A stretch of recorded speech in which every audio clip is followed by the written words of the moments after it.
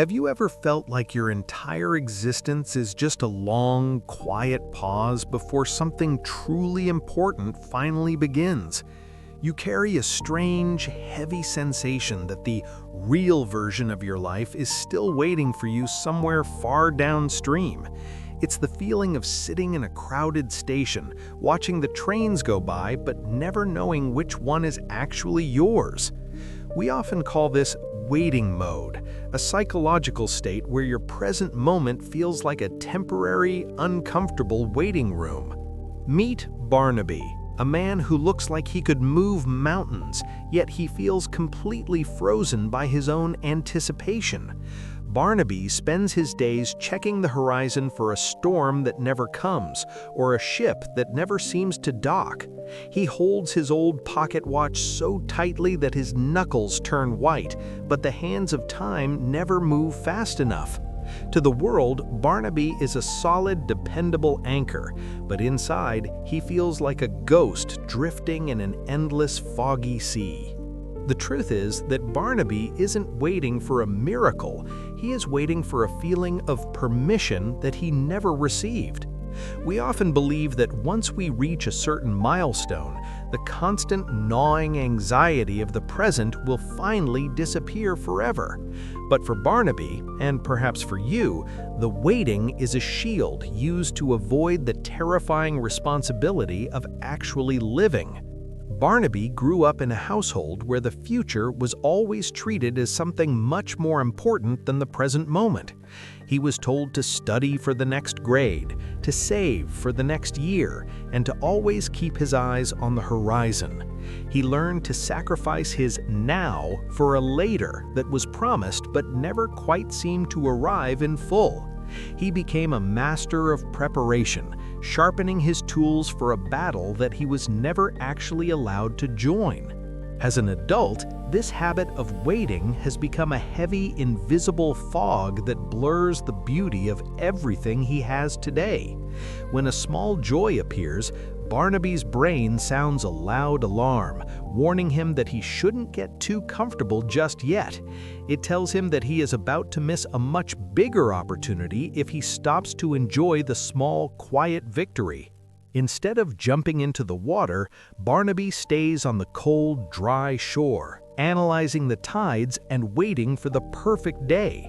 He waits because the perfect moment feels like a safe harbor, while the messy now feels like a dangerous, unpredictable storm. This behavior is often linked to anticipatory anxiety, the belief that the next moment will always be more significant than this one. Barnaby feels that if he lets down his guard and relaxes, he will be caught unprepared for the catastrophe he is expecting. There's a deep, hidden fear that his life is actually happening right now, and that it isn't as grand as he hoped. For people like Barnaby, a quiet afternoon can feel like a waste of time because it isn't productive toward the future goal.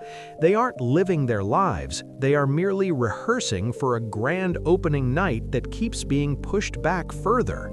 But Barnaby's constant waiting comes with a tragic price that he pays in the lonely, ticking silence of his own home.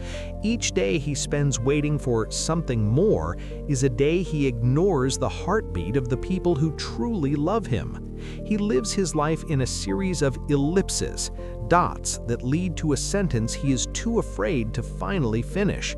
The waiting mode creates a loop of dissatisfaction that reinforces the belief that his current self is simply not enough.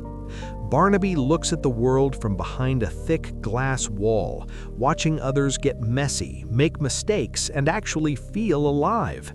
He feels like a sailor trapped on a ship in the middle of a dead calm, waiting for a wind that never blows.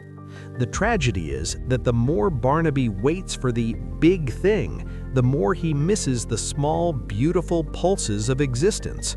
But there is a way for Barnaby to break the glass of the clock and step back into the flow of time. It begins with the difficult realization that the permission to be happy is something only he can give to himself. You are not a failure for not having everything figured out. You are a human being in the middle of a process. Healing starts when Barnaby learns to recognize the physical weight of his waiting, the tightness in his shoulders and his chest. It's that voice that says, "Just one more month," or "just until I have more money," and realizing it is a lie. Instead of checking the horizon, Barnaby can practice the 5 sense grounding, feeling the rough texture of the wood beneath his hands. He can learn to celebrate the imperfect start, doing the thing he loves today, even if the conditions are completely wrong. Choosing to paint a messy picture today is a victory, while waiting for the perfect inspiration is a slow, quiet defeat. Barnaby must also learn to forgive the child who was never allowed to just be without having a plan for tomorrow. He needs to tell that younger version of himself that it's okay to stop running and just sit in the sun. Real life isn't a destination you reach, it is the chaotic, colorful, and often confusing journey you are currently on today. It is through the cracks in our perfect plans that the light of real, unexpected opportunity finally manages to shine through. Imagine Barnaby standing on his porch, finally taking his old pocket watch and closing it with a definitive, loud click. He doesn't throw it away, but he puts it in his pocket and decides to look at the trees instead of the time. That single moment of presence is the most rebellious and powerful thing Barnaby has ever done in his adult life. It is the moment the watcher becomes a doer, returning to the physical world with both feet firmly on the ground. You don't have to wait for the storm to pass to be happy. You can learn to dance in the cold, wet rain. The people who love you don't want the future version of you, they want the messy, tired, and real you that exists now. Every time Barnaby chooses to be present, his internal fortress of waiting loses one more heavy, cold, and gray stone. He discovers that he doesn't have to be ready to be significant. He just has to be willing to be seen as he is. You are allowed to be unfinished, to be a work in progress, and to find joy in the middle of the mess.